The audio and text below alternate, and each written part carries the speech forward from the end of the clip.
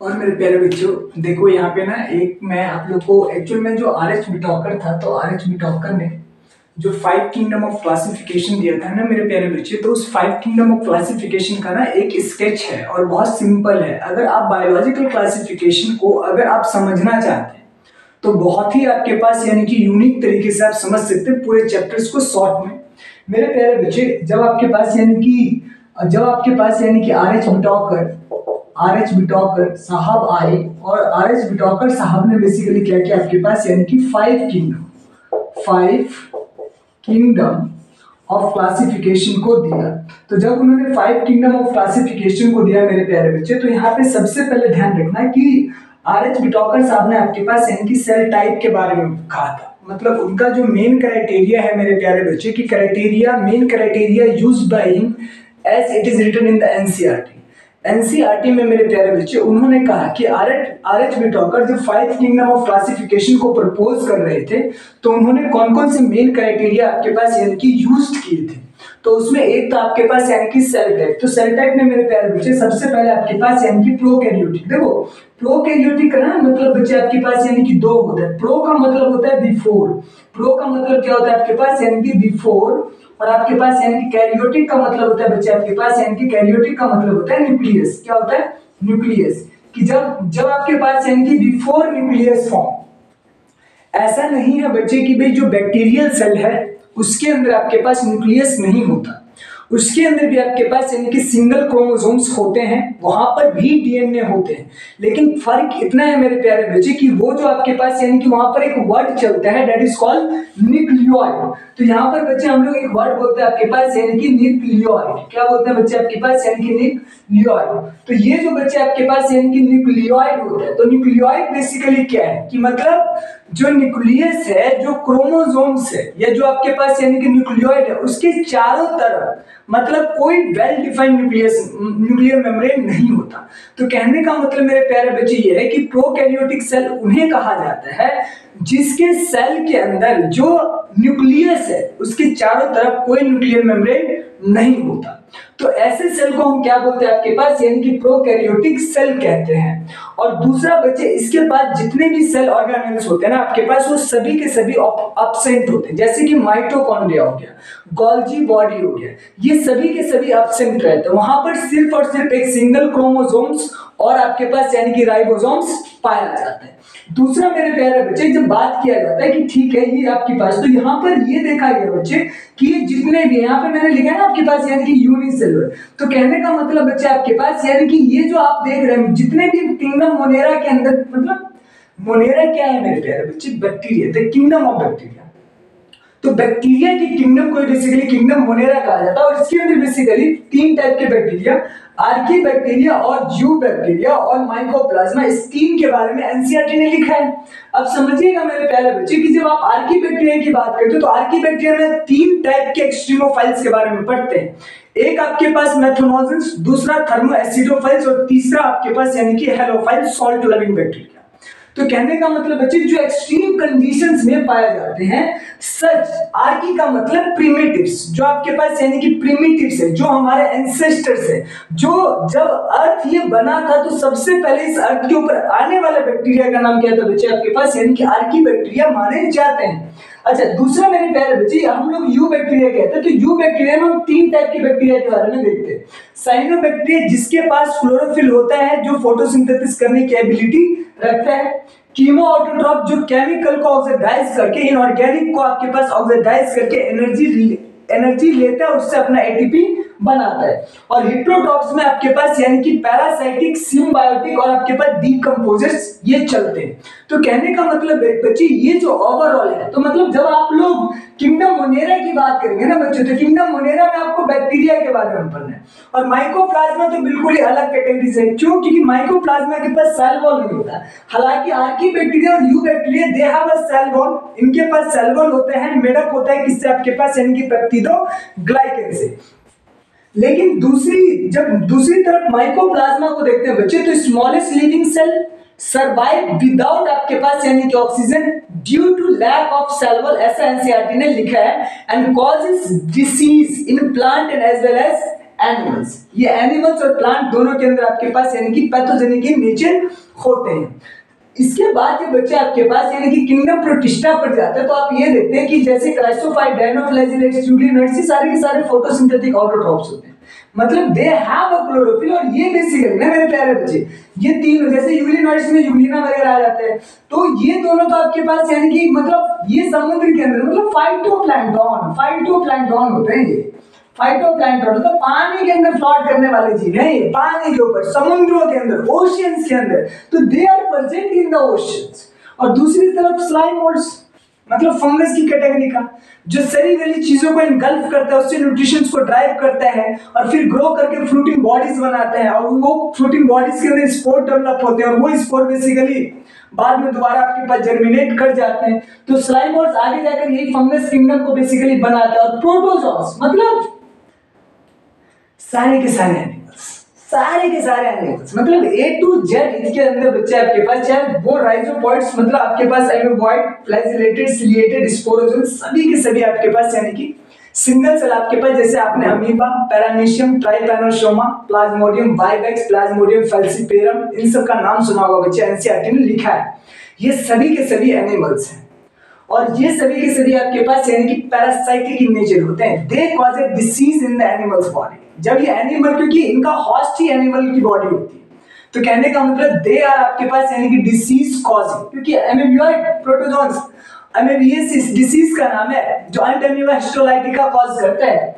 Flagellated protozoan trypanosoma, African T बहुत famous है, Google पे सर्च कर सकते हैं अफ्रीकन टी के बारे में आप लोग, टीसी फ्लाई के अंदर पाया जाता है। सिलिएटेड पैरामीशियम ये भी डिसीज कॉज करता है। स्पोरोजोन्स ये भी मतलब मलेरिया नाम सुना होगा, that's caused by sporozoans protozoans.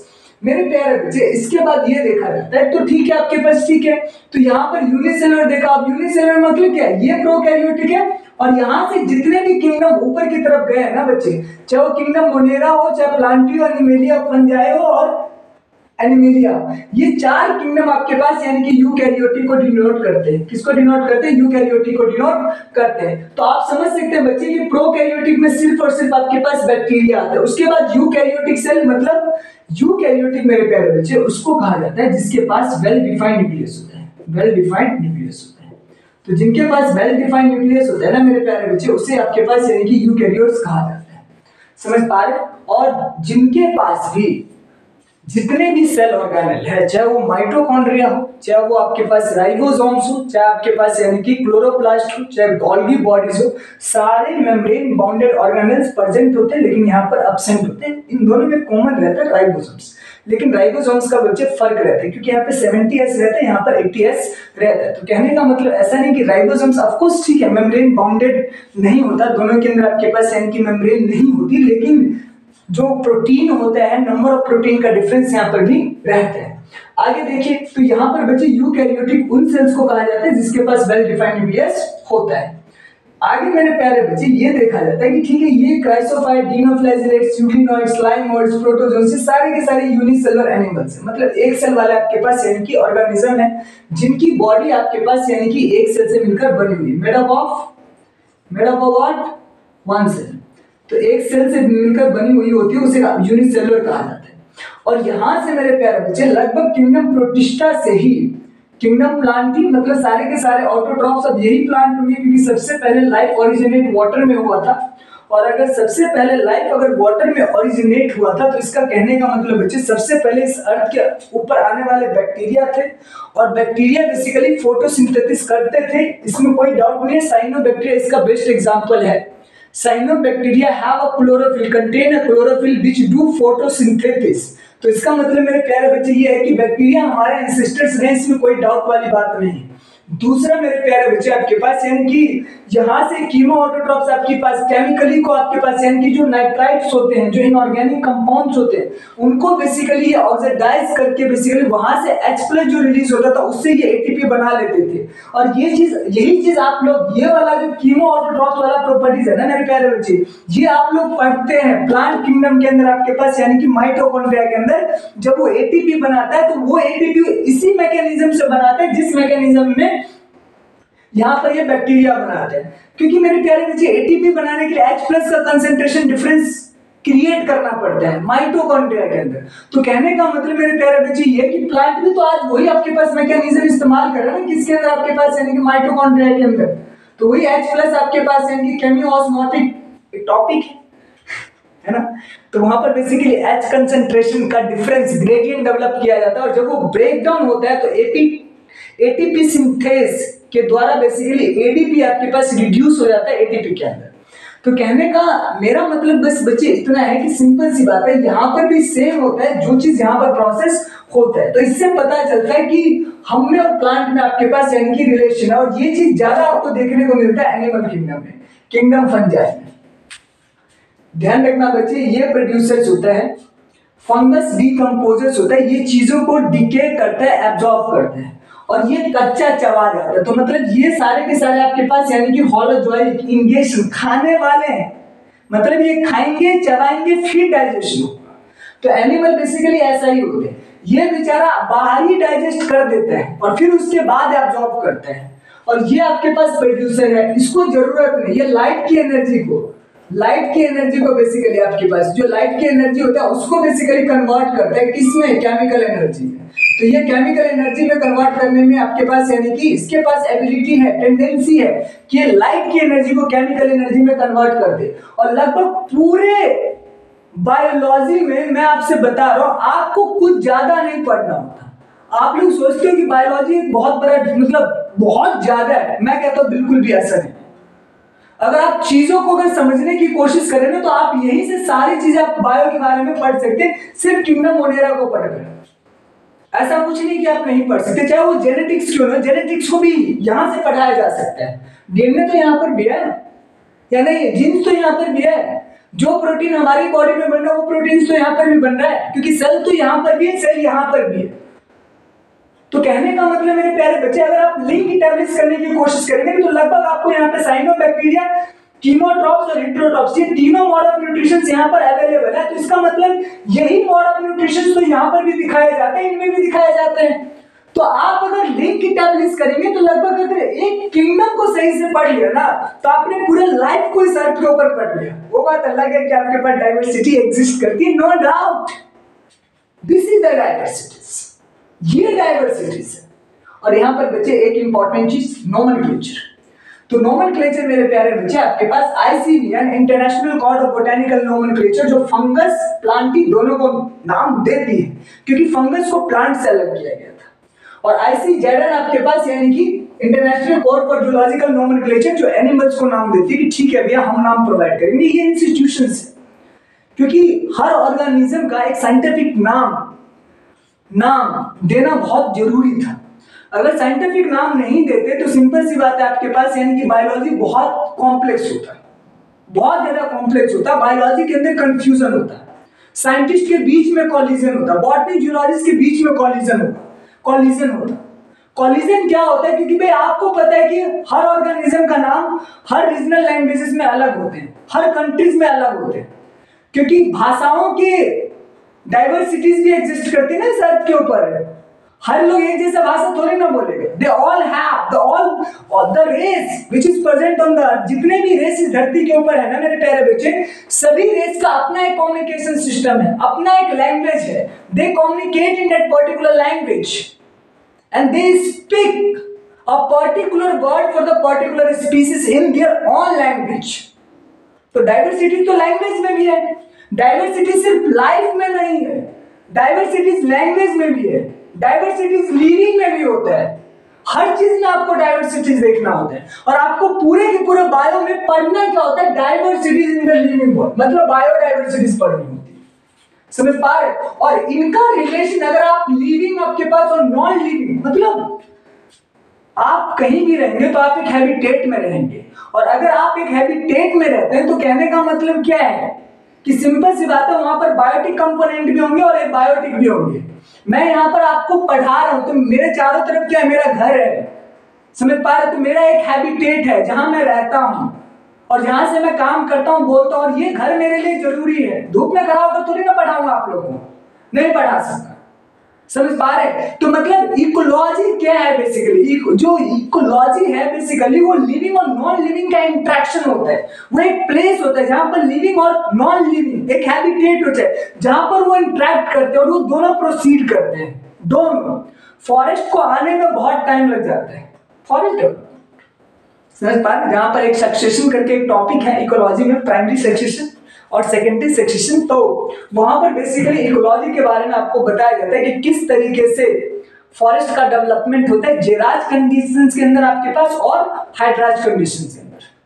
ये दोनों ही basically too dry too wet, एक बहुत ज्यादा गीला है और एक बहुत ज्यादा सूखा है, लेकिन दोनों में ही फॉरेस्ट डेवलप हो जाता है टाइम के बीच जाने के बाद।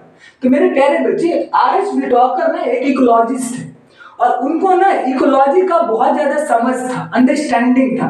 तो जब उन्होंने 5 किंगडम ऑफ क्लासिफिकेशन दिया ना, तो उन्होंने सारी बातें रखी अपनी, सारी बातें का मतलब उन्होंने कहा भैया बैक्टीरिया होते हैं, बिल्कुल होते हैं, किंगडम प्रोटिस्टा होते हैं, बिल्कुल होते हैं, प्लांटी होते हैं, फंजाई होते हैं, ठीक है, एनिमेलिया भी होते हैं।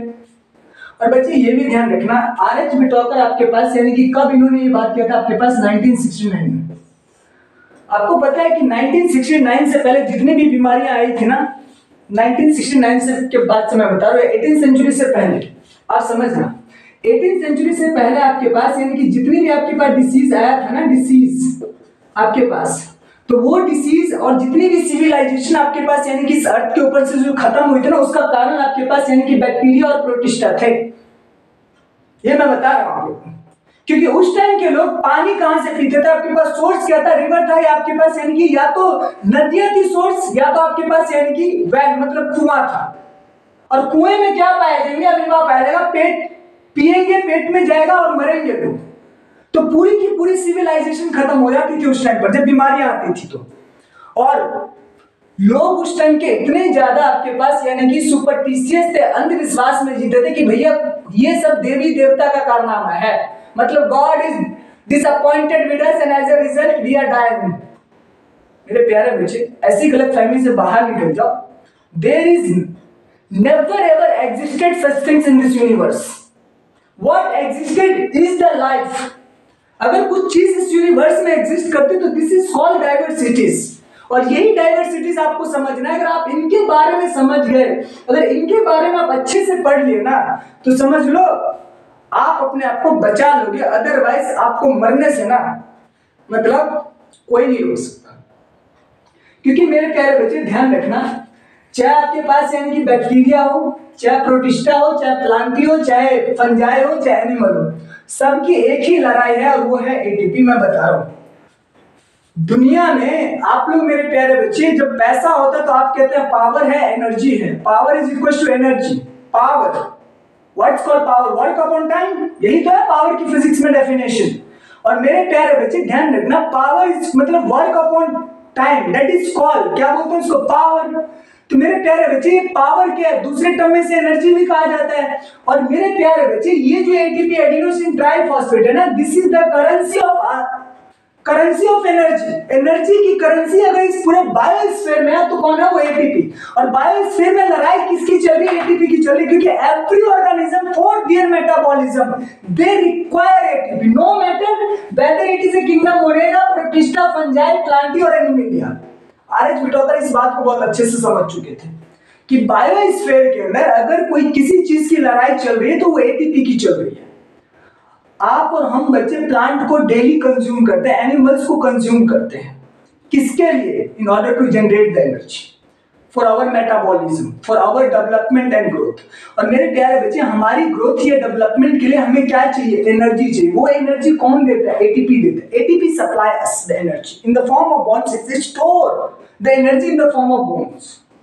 तो कहने का बस मेरे बच्चे आपके पास यानी कि यही मतलब है मेरा कि जब आर.एच. व्हिटॉकर बच्चे आपके पास वो 5 किंगडम आपके पास क्लासिफिकेशन दे रहे थे, तो वो चीजों को ना बहुत अच्छे से बारीकी से समझ चुके थे। और समझ चुके थे इसीलिए उन्होंने बहुत अच्छे से 5 किंगडम ऑफ क्लासिफिकेशन को प्रपोज किया, और प्रपोज करने के बाद एक एक ऑर्गेनिज्म को समझने की कोशिश किया। और इसी की वजह से बच्चे आपके पास यानी कि बायो जो है इतना ज्यादा एडवांस हो पाया, और इसीलिए आज इसका एप्लीकेशन हम सोसाइटीज में देख पाते हैं। तो इसीलिए अगर आप लोग बायोलॉजिकल क्लासिफिकेशन को पढ़ना चाहते हो तो बहुत ही सिंपल है, बहुत ही आसान है। क्या पहला भैया प्रोकैरियोट्स यूकैरियोट्स। प्रोकैरियोट में कौन आएगा? मोनेरा। यूकैरियोट्स में क्या आएगा? प्रोटिस्टा। आपके पास ये दोनों क्या है? यूनिसेलुलर। ये तीनों क्या है? मल्टीसेलुलर। कौन? Plantae, fungi, animalia. खत्म। एक प्रोड्यूसर्स होगा, एक कंज्यूमर होगा और एक डिकम्पोजर्स होगा। तो मतलब साइकिल देख लो कितना मस्त साइकिल है। एक प्रोड्यूस करने वाला है, एक उसको खाने वाला है, और प्रोड्यूसर और कंज्यूमर को डिकम्पोज करके दोबारा मिट्टी में मिलाने वाला भी। मतलब recycle of mineral, recycle of nutritions. This is called the nature. यही प्रकृति है और ये प्रकृति का लॉज है। आप इसको डिवाइड नहीं कर सकते। करके देख लीजिए, नहीं कर सकते। आप और मैं इसको डिस्टर्ब नहीं कर सकते। समझ पा रहे? तो मेरे प्यारे बच्चे, आप इस तरीके से चीजों को समझ सकते हैं, अंडरस्टैंड कर सकते हैं। और पूरे बायो में ना लगभग मैं बता रहा हूँ, चाहे आप लोग बॉटनी पढ़ ले या जूलॉजी पढ़ ले, आपको यही पढ़ना होता है। इसके अलावा बियॉन्ड आप लोग कुछ नहीं पढ़ते हैं। तो मेरे प्यारे बच्चे, आप थोड़ा सा इसको ध्यान रखेंगे, पूरी बॉटनी और जूलॉजी आपकी उंगलियों पर होगी अगर आप इसको ध्यान रखते हैं तो। क्योंकि ये चैप्टर आपके लिए बेस है। जो क्लास 11th और क्लास 12th के अंदर क्या पढ़ाया जाने वाला है वो सारी चीजें ये डील करते हैं, ये बताता है चैप्टर्स के अंदर। तो आप लोग थोड़ा सा चैप्टर्स को पढ़े तो जरूर, लेकिन आप जब तक अगर आपको ये चीजें पता नहीं होगा, अगर मान लो आपको डिवीजन नहीं पता, आप क्या पढ़ेंगे प्लांट के बारे में? आप बाहर प्लांट देख रहे लेकिन आपको नहीं पता कि वो प्लांट मोनोकोट है या डाइकोट। आप बाहर प्लांट देख रहे, आपको यही नहीं पता कि ये कौन से डिवीजन में आएगा, एंजियोस्पर्म्स में आएगा, जिम्नोस्पर्म्स में आएगा, टेरिडोफाइट में आएगा, ब्रायोफाइट में आएगा या एल्गी में आएगा। हमें यही नहीं पता पानी में कौन से प्लांट का हैबिटेट होते हैं, टेरेस्ट्रियल जमीन पर कौन से प्लांट का हैबिटेट होते हैं। तो अगर ये सब चीजों को आपको समझना है ना, तो आपको डिवीजन पता होना चाहिए। आप जब फंगस की बात करते हैं, फंगस में भी डिवीजन चलते हैं। जैसे आपके पास यानी कि फंगस में कुछ क्लासेस एनसीईआरटी ने लिखा कि भाई ठीक है, क्लासेस में कौन सा आपके पास, जैसे इन्होंने लिखा फाइकोमाइसिटिस, एस्कोमाइसिटिस, बेसिडियोमाइसिटिस, ड्यूटेरोमाइसिटिस, और एक और क्लास है आपके पास ओमाइसिटिस। तो ओमाइसिटिस तो प्रिमिटिव फंगस होता है, तो ओमाइसिटिस है आपके पास, यानी कि फाइकोमाइसिटिस है। उसके बाद एस्कोमाइसिटिस, फिर उसके बाद बेसिडियो और ड्यूटेरोमाइसिटिस। तो ये 4 क्लासेस आपके पास, यानी कि 5 क्लासेस है फंगस का जो आपके पास यानी कि लिखा गया। एनिमल में तो बहुत सारे आपके पास यानी कि फाइलम है, और फाइलम में कौन सा आपके पास, जैसे पॉलीफेरा से लेकर कॉर्डेटा तक चला जाता है। तो पॉलीफेरा हो गया आपके पास, मोलस्का हो गया, एनेलिडा हो गया, एस्कलमिंथस हो गया। समझ पा रहे हैं आपके पास? तो मतलब ये सारे arthropoda, Hemichordata, Chordata, all these are the phylums which have to be studied in the detail in order to understand the animals, their features, their diversifications। अगर आप इनको पढ़ना चाहते हैं, समझना चाहते हैं तो। और देखिए, समझना बहुत जरूरी है। अगर आप बायो नहीं समझ पा रहे तो बड़ी प्रॉब्लम है, क्योंकि आगे जाकर आप डॉक्टर बनेंगे। और ये जरूरी नहीं कि हर डॉक्टर एक्सपर्ट होता है, बिल्कुल भी। क्योंकि ध्यान रखना, एट द एंड आप डाइवर्सिफिकेशन में जीते हैं, और डाइवर्सिफिकेशन के अंदर चीजें अगर आपको याद है तभी आप उसको लॉजिकली लिंक कर पाएंगे, जोड़ पाएंगे, और आप कोई मतलब एक अच्छा जनरल डॉक्टर बन सकते हैं। नहीं तो झोला छापी बनेंगे पढ़ने के बाद भी, नो डाउट। इंडिया में बहुत है झोला छाप, डिग्रियां हैं लेकिन झोला छाप। समझ पा रहे? तो आपको पता ही नहीं चलेगा कि चल क्या रहा है, हो क्या रहा है, क्या दे क्या ना दे। तो मेरे प्यारे बच्चे, चीजों को पढ़ने से जब ये सारे नॉलेज रिटेन होगा तब आप लिंक कर पाएंगे और कोई बढ़िया आपके पास यानी कि चीजें एस्टैब्लिश कर सकते हैं, अदरवाइज नहीं। समझ पा रहे? तो मिलते हैं नेक्स्ट क्लास में, ऑफ कोर्स मिलते हैं नेक्स्ट क्लास में आपके पास यानी कि किंगडम फंजाई के साथ, क्योंकि किंगडम मोनेरा, प्रोटिस्टा ऑलरेडी हो चुका है। तो लास्ट आपके पास यानी कि चैप्टर्स के अंदर आपके पास यानी कि किंगडम फंजाई बचता है, तो वो पढ़ाकर वायरस, वायरॉइड, प्रियॉन्स, लाइकेंस के बारे में पढ़ाकर मूव कर देंगे आपके पास यानी कि प्लांट किंगडम में। तो देखते हैं आपके पास यानी कि जब तक आप लोग चीजों को, बायोलॉजिकल क्लासिफिकेशन को 2 बार 3 बार पढ़िए, सेल वॉल के बारे में पढ़िए, सेल स्ट्रक्चर्स के बारे में पढ़िए, मोड ऑफ न्यूट्रिशन के बारे में पढ़िए, सेल टाइप के बारे में पढ़िए, और इन सब चीजों को लिंक कीजिए आपस में, ताकि आपको समझ आएगा बायोलॉजिकल क्लासिफिकेशन, है ना। चलिए मिलते हैं नेक्स्ट क्लास में, तब तक के लिए बाय बाय।